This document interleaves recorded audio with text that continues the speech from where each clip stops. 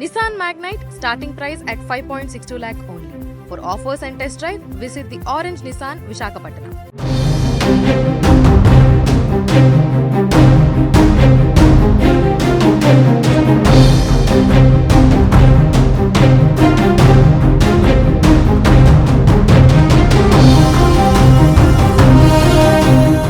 విశాఖ జిల్లా అక్కయ్యపాలెం శ్రీనివాస నగర్లో పిల్ల పార్వతి అనే మహిళ హత్య కేసును కేవలం 2 గంటల్లోనే ఛేదించడం జరిగింది.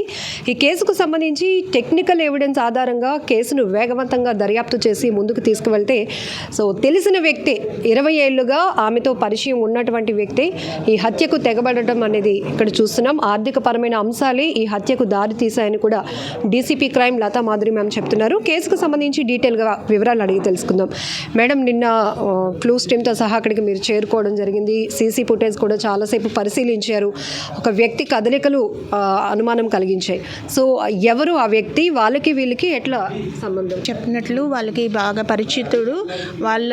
వాళ్ళ షాపుల్లోనే రెంట్కి గత 20 ఏళ్ళుగా వాళ్ళ షాప్లోనే ఒక షాప్ను అద్దెకి తీసుకొని అందులో బార్బర్ షాప్ పెట్టుకొని రన్ చేసుకుంటున్న గంగవరం రాము అన్న వ్యక్తి ఈ అఫెన్స్ చేయడం జరిగింది. అతను గత కొంతకాలంగా వాళ్ళ షాప్ రెంట్కి తీసుకున్నప్పటికీ కూడా అద్దె చెల్లించడం మానేశాడు. దాంతో చెల్లించకపోతే వెకేట్ చేసేయండి అని స్ట్రిక్ట్గా చెప్పిన నేపథ్యంలో అది చేయడం ఇష్టం లేక అద్దె చెల్లించేస్తూ కొన్ని ఆర్థిక ఇబ్బందులు కూడా ఉన్నాయి ఈ అక్యూజ్కి. సో ఈ నేపథ్యంలో ఆమెతో జరిగిన ఆర్గ్యుమెంట్లో ఆమెను చంపేసి ఆమె ఒంటి మీద ఉన్న నగలతో సహా ఇతను పరారవడం జరిగింది. కానీ మనకు ఇన్వెస్టిగేషన్లో ఒక 2 అవర్స్లోనే అతన్ని ట్రాక్ చేసి సైంటిఫిక్ ఎవిడెన్స్తో అరెస్ట్ చేయడం జరిగింది. ఈరోజు అతను రిమాండ్ కోర్టు తరలించాం. 20 ఏళ్ళుగా వాళ్ళ షాప్ని అద్దెకి తీసుకొని తను జీవన భృతి కొనసాగిస్తున్నటువంటి వ్యక్తి ఒక్కసారిగా ఒక మహిళను హత్య చేయడానికి తెగించాడు అంటే ఏదైనా బలమైన కారణం అతనికి ఆర్థిక ఇప్పటి వరకు ఇన్వెస్టిగేషన్లోని ఆర్థిక ఇబ్బందులే మనకి కారణంగా కనిపిస్తున్నాయి. ఫర్దర్ ఇంకేమైనా రీజన్ ఉంటే ఇన్వెస్టిగేషన్లో తెలుస్తుంది. ఇప్పటికైతే ఆర్థిక ఇబ్బందులే, చెల్లించలేకపోవడం, ఇప్పుడు ఖాళీ చేస్తే పెట్టిన పెట్టుబడి వృధా అయిపోతుంది అనే బాధతోటి ఆమెతో జరిగిన ఆర్గ్యుమెంట్లో ఆమెను చంపేసి ఉన్న నగలతోటి పరారయ్యాడు అతను. మ్యామ్, నిన్న ఏ సమయానికి రాము వాళ్ళ ఇంటికి వెళ్ళాడు? వెళ్తున్నప్పుడే ఉద్దేశపూర్వకంగానే ఆమెను హత్య చేయాలని వెళ్ళాడా, లేకపోతే ఇంట్లో డిస్కషన్ తర్వాత ఆ నిర్ణయం తీసుకోవాల్సి వచ్చిందా? అట్ ది సేమ్ అక్కడ కారం జల్లి ఉంది, ఆమెను కూడా కొంత స్ట్రగుల్ చేసి చంపాడు అని అంటున్నారు. మిమ్మల్ని కూడా డైవర్ట్ చేసి, అంటే డిపార్ట్మెంట్ని డైవర్ట్ చేయడానికి ఆయన ఏమైనా ప్రయత్నించడమా? ఖచ్చితంగా ప్రయత్నం చేశాయండి. తను ముందు కూడా రెకీ నిర్వహించినట్టు తెలుస్తుంది.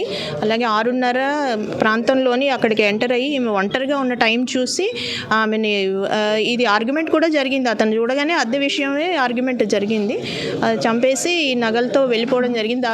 దగ్గర 7 ఆ ప్రాంతంలోని ఇతను వచ్చినప్పుడు వైట్ షర్ట్ వేసుకొని, ముందుగానే 2 షర్ట్స్ వేసుకొని వచ్చినట్టు కూడా తెలుస్తుంది. అది సైంటిఫిక్గా కనిపించింది మనకి. వెళ్తున్నప్పుడు బ్లాక్ షర్ట్ పైన వేసుకొని వెళ్ళిపోయాడు. అది మిస్లీడ్ చేయటం కోసం. అలాగే కారును కూడా చల్లేశాడు. సీన్ అంతాను చాలా పెనుగులాట అయితే జరిగిందండి. ఆ గ్లాసెస్ పగిలిపోయినాయి. ఈ హడావిడిలో అఫెండర్ తన ఫోన్ను కూడా అక్కడ జార విడుచుకొని ఆ హడావిడిగా వెళ్ళిపోవడం జరిగింది. ఇది ప్లాన్డ్గా చేశాడు, ప్రీ ప్లాన్డ్గానే. అట్లాగే అక్కడి నుంచి వెళ్ళిపోయిన తర్వాత ఆ బట్టలను కూడా వాష్ చేయడానికి అన్నీ కూడా, అంటే ట్రాక్ చేయడం కష్టతరం చేయడం కోసం అన్ని రకాల చర్యలు తీసుకున్నాడు. బట్ అతనికి సాధ్యం కాలేదు. 2 అవర్స్లో దొరికిపోయాడు. మేము సీసీ ఫుటేజ్ మీరు వెరిఫై చేస్తున్నప్పుడే వాళ్ళ హస్బెండ్ని పిలిచారు, వాచ్మెన్స్ని పిలిచారు, ఆ లొకాలిటీలో ఉన్న అపార్ట్మెంట్ వాసుల్ని పిలిచి ఈ వ్యక్తిని మీరు ఎప్పుడైనా చూసారా అని కూడా అడగడం జరిగింది. ఎవరు కూడా దాన్ని గుర్తించలేకపోయారు. అంటే పక్కింట్లో ఏం జరుగుతుందో మరో పక్కింటి వాళ్ళకి, ఎదురింటి వాళ్ళకి, అంటే 20 ఏళ్ళుగా అది కూడా వాళ్ళకి ఒక పరిచయం ఉన్నప్పటికీ కూడా ఎవరు గుర్తించలేనటువంటి పరిస్థితి. ఇది ఒక అపార్ట్మెంట్ కల్చర్లో ఈ తరహావి కొన్ని క్రైమ్స్ ఎవిడెన్స్ దొరకకపోవడానికి కూడా కారణం అనుకోవచ్చు. కొంచెం దీని ద్వారానైనా కొంచెం మేల్కోవాలి పబ్లిక్. తన విసినిటీలో ఏం జరుగుతుంది, కనీసం నైబర్స్ గురించి, పరిసరాల్లో ఏం జరుగుతుందన్న ఒక అలర్ట్నెస్ ఉండాలి అని మేము అడ్వైస్ చేస్తున్నాం. ఆ అవేర్నెస్ ప్రోగ్రామ్స్లో కూడా దీన్ని కొంచెం విస్తృతంగా ప్రాధాన్యత ఇస్తామండి. మేము బంగారం రేటు అంతకంతకు పెరుగుతోంది. చైన్ స్నాచింగ్లు కావచ్చు, ఈ మర్డర్స్ కూడా చాలా వరకు దోచుకొని వెళ్ళిపోవడమే కాదు, ఆ సమయంలో మనుషులు ప్రాణాలు తీయడానికి కూడా వెనకడుగు వేయటం లేదు. ఇక్కడ ఈ వ్యక్తి తనకున్న అప్పులు తీర్చుకోవడానికి ఈ బంగారం తీసుకు వెళ్ళిపోవాలి అనే ఉద్దేశం కూడా ఉందా? అది ఉండొచ్చండి, మనకి రివీల్ చేయలేదు, బట్ అదే ఉద్దేశంతో. తన ఇబ్బందులన్నీ తీరిపోతాయని కూడా అనుకున్నాడు. అందుకని బంగారం తీసుకుపోయడం జరిగింది.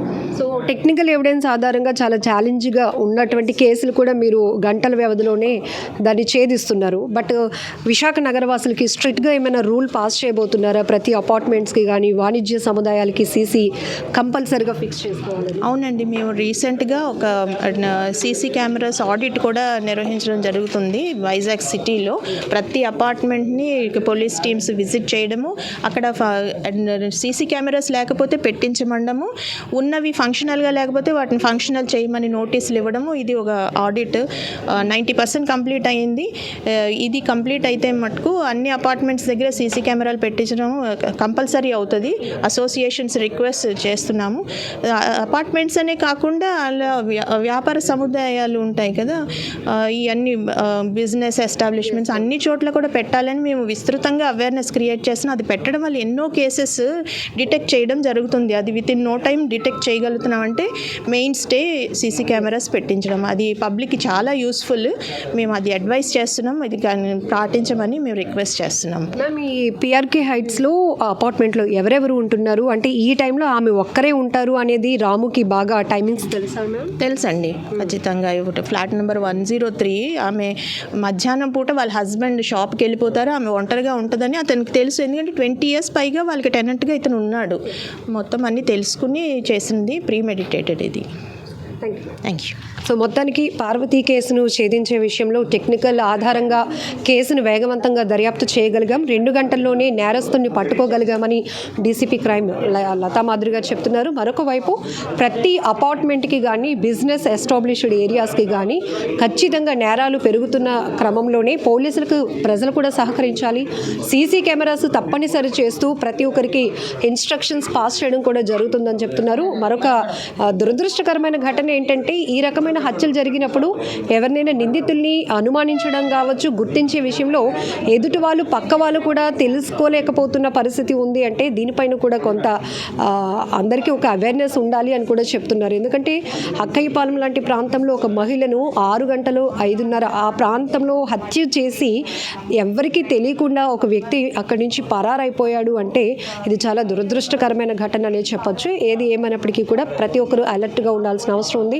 బంగారం ధరలు పెరుగుతున్నాయి, బంగారం రేట్ పెరుగుతూ ఉండడం, డిమాండ్ పెరుగుతూ ఉండడంతో దోచుకొని వెళ్ళేవారే కాదు, మనుషుల ప్రాణాలు కూడా తీయటానికి తెగించే వాళ్ళు కూడా ఎక్కువ అవుతున్నారు. Be alert.